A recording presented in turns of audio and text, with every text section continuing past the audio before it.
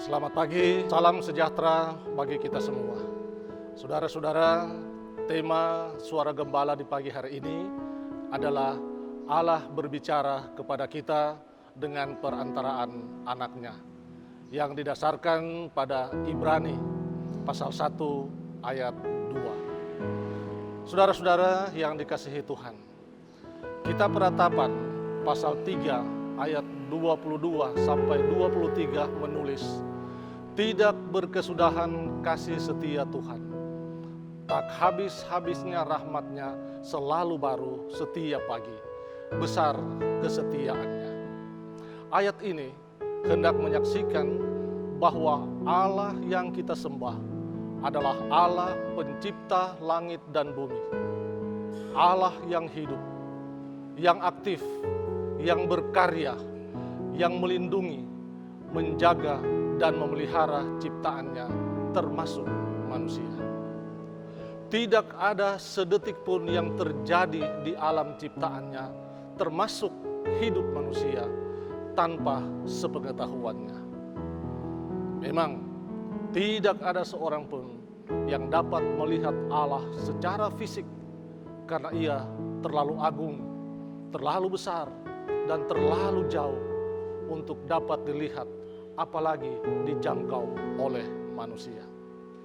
Namun, Allah tidak kehilangan cara untuk menyatakan bahwa Ia ada, Ia berkuasa atas semua yang ada di bumi ciptaannya ini. Kisah perjalanan umat pilihannya, Israel dalam perjanjian lama, juga syarat dengan kasih karunia-Nya. Mulai dari pembebasan di Mesir sampai pada memasuki tanah Kanaan. Itu hendak menunjukkan bahwa Ia tidak berdiam diri dan Dia tidak pasif. Ia menyampaikan maksudnya, menyatakan dirinya melalui peristiwa-peristiwa alam. Seperti misalnya terbelahnya Laut Teberau sehingga Israel boleh terhindar dari kejaran tentara Mesir. Ada semak belukar yang kelihatan seperti terbakar oleh Musa dan lain-lain sebagainya. Bahkan ia pun berbicara dan menyampaikan maksudnya melalui para nabi. Kitab Ibrani pasal 1 ayat 1 memberikan kesaksian bahwa pada zaman dahulu Allah berulang kali dan dalam pelbagai cara berbicara kepada nenek moyang kita dengan perantaraan nabi-nabi. Hal ini menunjukkan bahwa Ia adalah Allah yang sekalipun tidak dapat dilihat dan dijangkau, namun Ia benar-benar ada dan keberadaannya dapat dirasakan. Lewat para nabi, Dia menyampaikan dan menyatakan kehendaknya sebagai perwujudan kasih dan sayangnya kepada manusia, agar manusia tidak tersesat. Saudaraku, inisiatif Allah untuk datang menjumpai manusia dalam keberadaannya tidak berhenti pada zaman para nabi. Di zaman akhir ini, zaman di mana kita menantikan kedatangannya yang kedua kali, Allah menyatakan kehendaknya kepada manusia lewat putra tunggalnya Yesus Kristus. Secara tegas dan jelas, kitab Ibrani pasal 1 ayat 2 menulis, maka pada zaman akhir ini Ia telah berbicara kepada kita dengan perantaraan anaknya yang telah Ia tetapkan sebagai yang berhak menerima segala yang ada. Oleh Dia, Allah menjadikan alam semesta.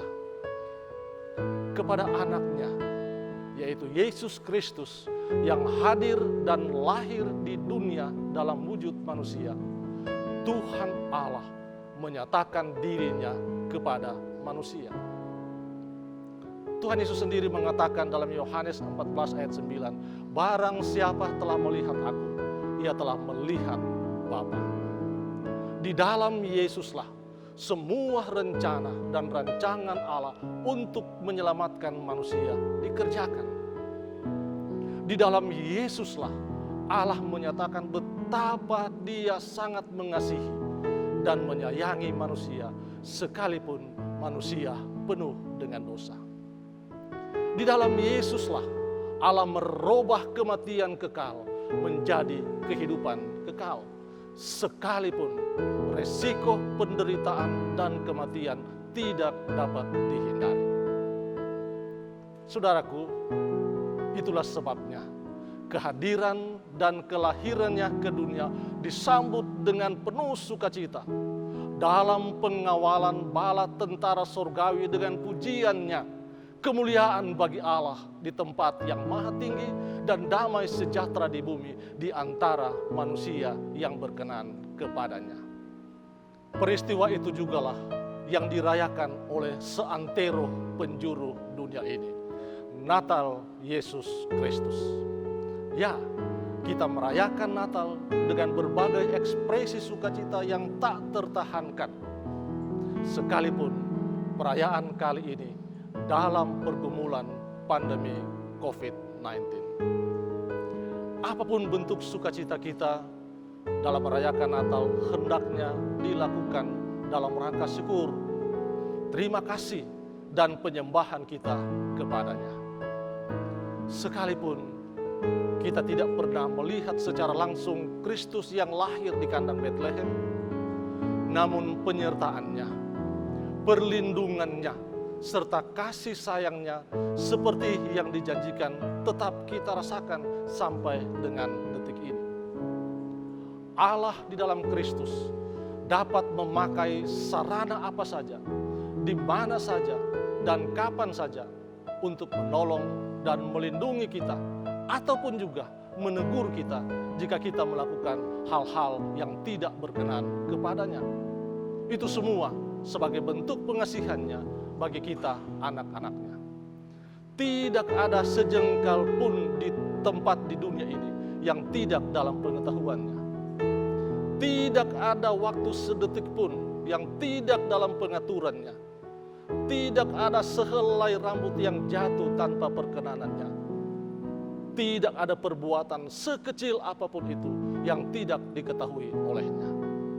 Karena itu, hiduplah terus di dalam Dia.